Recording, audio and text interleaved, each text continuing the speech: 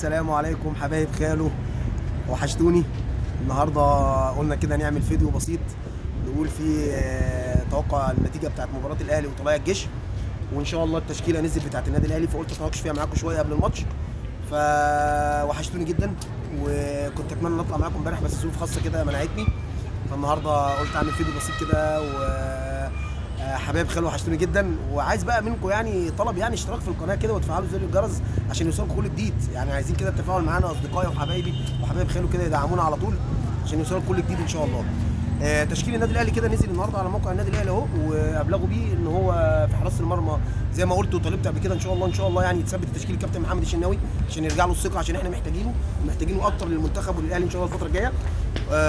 الدفاع هادي رياض وياسر ابراهيم، ناحيه اليمين محمد هاني، ناحيه الشمال بالعمري، وفي نص الملعب هيتلعب برده 2-6 ديانج ومروان عطيه، وهيلعب قدامهم امام عاشور.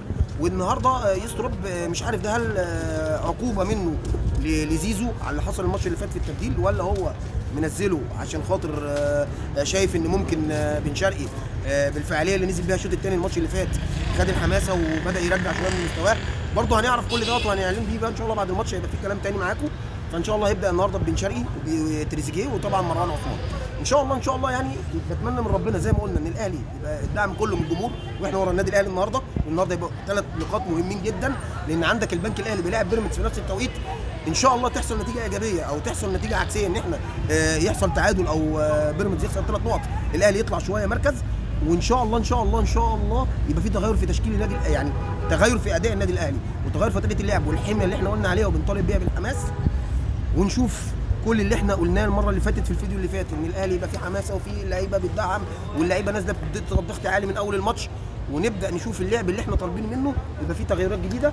ونقابلكم ان شاء الله هعمل لكم حلقه كامله عن تحليل مباراه الطلائع والاهلي، ونتمنى ان شاء الله الفوز النادي الاهلي ونتيجه ايجابيه ان شاء الله باذن الله. باي باي حبايب خالو، واتمنى منكم الاشتراك في القناه وتفعيل زر الجرس.